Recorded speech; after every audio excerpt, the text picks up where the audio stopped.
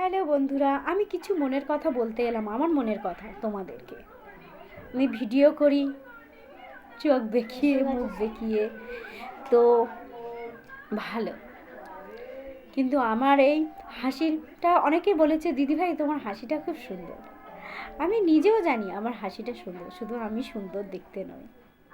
কিন্তু কি করবো বলো, ভগবান আমার এরকম করে পাঠিয়েছে, আমি কি করতে পারি? কিছু করতে, গরিব ঘরে জন্ম হয়েছি, কিছু করার নেই। কিন্তু ভালোইভাবে সব চলছিল। আর আমি, আমার ছোট্ট একটা ছেলে আর আমি, এই ঘরটা যে দেখছো, এই ঘরটা আমার ভাড়া ঘর। ভাড়া ঘরে ছেলেকে নিয়ে থাকি। আমি সারাদিন পরিশ্রম করি।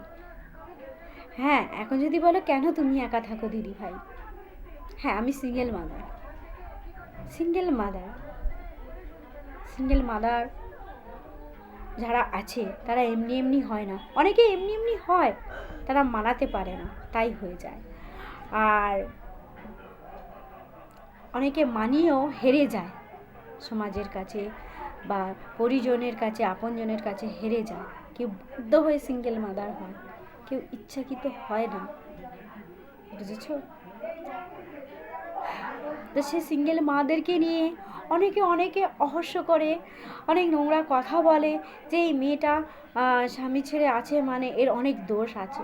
হ্যাঁ, অনেক মেয়েদের থাকে দোষ, সেটা আমি অস্বীকার করবো না, কিন্তু কিছু কিছু মেয়েদের সত্যিই দোষ থাকে না। আমি আমার জায়গায় দাঁড়িয়ে বলছি, কিছু কিছু মেয়েদের একদম দোষ থাকেই না। কেননা একটা পুরুষ যখন অন্য নারীর প্রতি আসক্ত হয়, তখন নিজের স্ত্রীর ছোট্টখাট্ট জিনিসগুলো অনেক বড় করে দেখা হয়। সেগুলো এত বড় করে দেখা হয় যে মানে ধারণার বাইরে।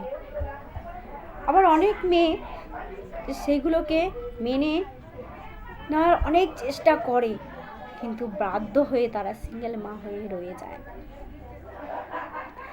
অনেক মা সিঙ্গেল মা হয়েও একা থাকে, অনেক লড়াই করে, তাকে কেউ সাথ দেয়, কেউ সাথ দেয় না। আর যেসব মায়ের অনেক মা আছে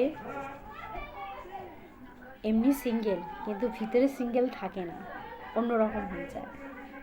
তো তাদেরকে নিয়ে আমার কোনো বলার নেই, কিন্তু তারা অনেকটা কষ্ট পেয়ে সেগুলো করে। সেই জায়গাটা একটু হলেও বুঝি, কিন্তু আমি মানে তাদেরকে নিয়ে আমি কিছু বলতে চাই না। কিন্তু তাদেরকে যে নিয়ে নোংরামো কথাগুলো বলা হয় বা বলে, সেগুলো ঠিক না, একদমই ঠিক না।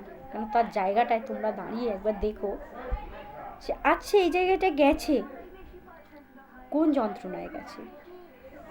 আবার অনেক পুরুষরা সেই সব মেয়েদেরকে নিয়ে খুব নোংরা বা খুব নোংরা চোখে তাদেরকে মানে করে, আকর্ষিত করে, মানে ভালোবাসা রেখা। কিন্তু অনেক সেই মেয়েগুলো মানে একটু ভালোবাসা পাওয়ার জন্য সেসব পুরুষদের প্রতিতে আসক্ত হয়ে তারা অল্পতেই যেন মনে অনেক কিছু পেয়ে গেছি।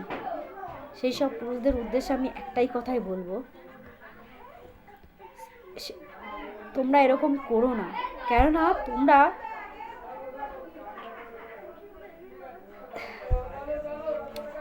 আমার বলতে খুবই খারাপ লাগছে যে ওদের কি ভাষায়, আমি কি ভাষায় বলবো। তো যাই হোক, এই নিয়ে আমি আবার পরে ভিডিও করব। নমস্কার বন্ধুরা, আমি আসছি, টাটা আজকেকার মতো।